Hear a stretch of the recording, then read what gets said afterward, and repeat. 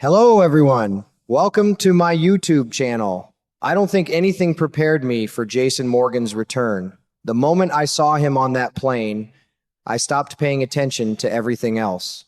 It wasn't just that he looked thinner or more exhausted. It was the way he carried himself. Folks, I've watched this man survive explosions, bullets, kidnappings, and more close calls than I can count. But this time felt different. There was something behind those eyes that told me whatever happened inside that WSB prison didn't stay there. It came home with him. As I watched the milestone 16,000th episode, I couldn't shake the feeling that the writers were quietly asking us to look beyond the bruises.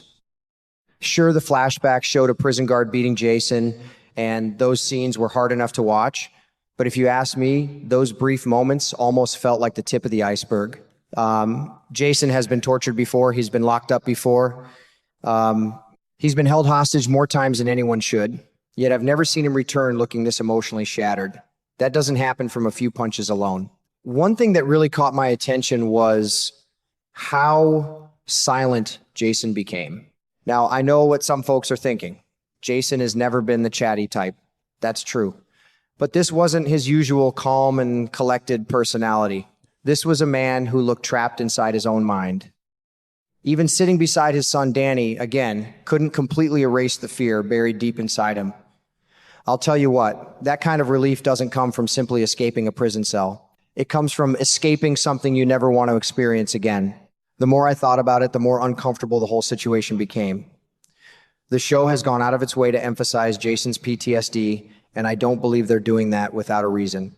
General Hospital has always used emotional trauma to tell bigger stories, and this feels like another one of those moments.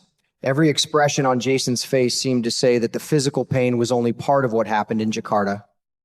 Then my mind drifted back to a storyline many longtime viewers still remember.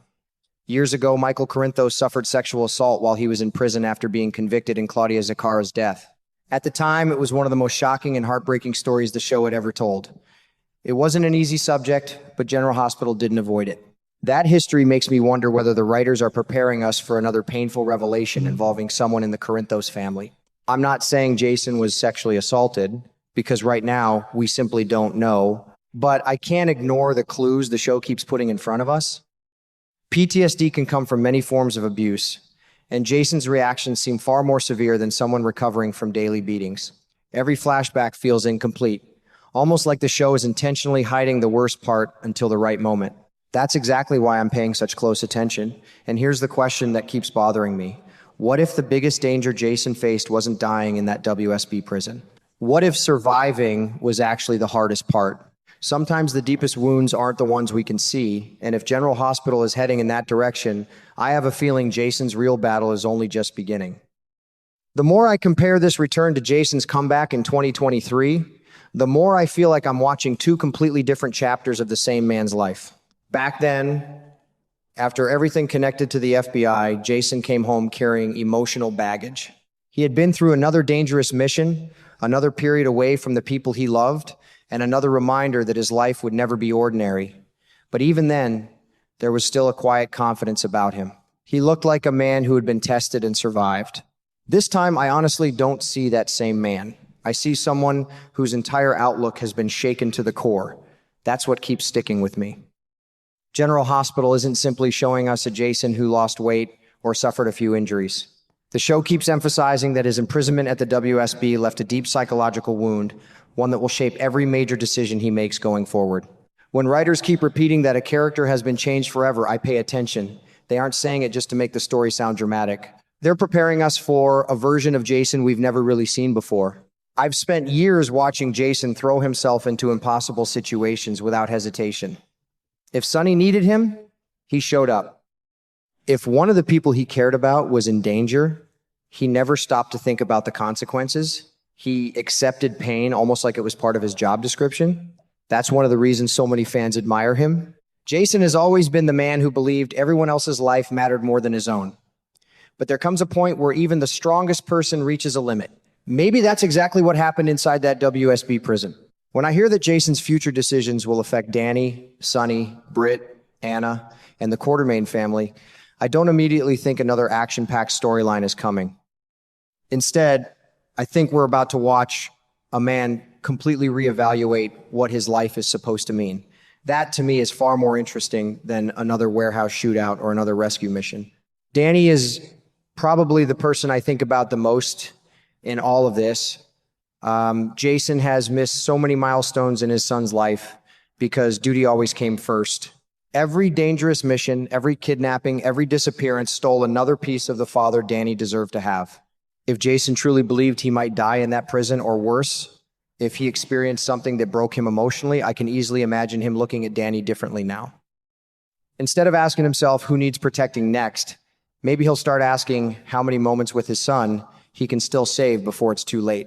Honestly, I think that's a beautiful direction for the character. Then there's Sonny. Now, here's where things could become really emotional.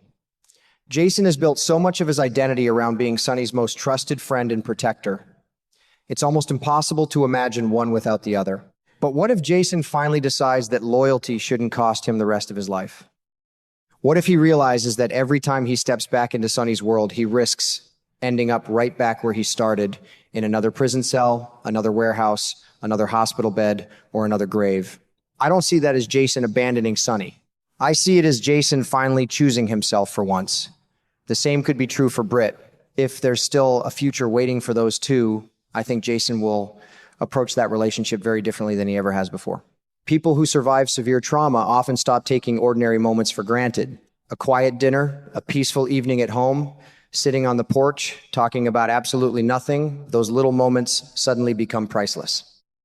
I wouldn't be surprised if Jason discovers that those simple moments are worth far more than the dangerous life he spent decades protecting. Anna may also find herself playing a very different role in Jason's recovery. She understands trauma better than most people in Port Charles. She's seen war, loss, betrayal, and impossible choices. If Jason eventually opens up to anyone, Anna feels like someone who could recognize the signs long before he says a single word. Sometimes healing begins with someone simply noticing that you're hurting, even when you're trying your hardest to hide it. And then there's the Quartermain family, something Jason has kept at arm's length for much of his adult life. Trauma has a funny way of changing people's priorities. It often reminds us that family isn't perfect, but it's still family. I wouldn't be shocked if Jason slowly allows himself to reconnect with people he once kept at a distance simply because he's tired of living every day as though tomorrow isn't guaranteed. One thing I don't expect is for Jason to suddenly tell everyone exactly what happened inside that prison. If I've learned anything over the years, it's that General Hospital likes to let emotional stories unfold gradually. Jason isn't the kind of man who walks into a room and starts talking about his feelings. He's the kind of man who buries them so deeply that people don't realize how badly he's suffering until much later. That's why I believe we're going to see months of small moments instead of one giant confession. Maybe Jason freezes when someone touches his shoulder unexpectedly. Maybe he wakes up from nightmares and can't explain why. Maybe Danny notices his father staring into space for long periods of time. Maybe Sonny starts realizing Jason isn't reacting like the man he's known for decades. Those quiet details can sometimes tell a much stronger story than any dramatic speech ever could. I also keep wondering if Jason himself even understands everything he's feeling yet. Trauma isn't always something people recognize immediately. Sometimes they convince themselves they're simply tired or distracted. Sometimes they believe they'll wake up one morning and everything will magically return to normal. But life rarely works that way. Emotional wounds often stay hidden until something unexpectedly brings them back to the surface. In the end, that's why I'm not rushing to any conclusions about what really happened inside that WSB prison.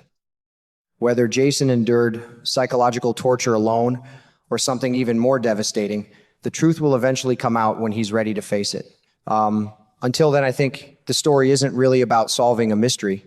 It's about watching one of General Hospital's strongest characters learn that surviving isn't always the same thing as healing. And if that's the journey the writers are giving us, I'll gladly stay patient. Jason Morgan has spent years saving everyone else. Maybe for the very first time, this story is about whether he can save himself. That, in my opinion, could become one of the most powerful character arcs we've seen on General Hospital in a very long time.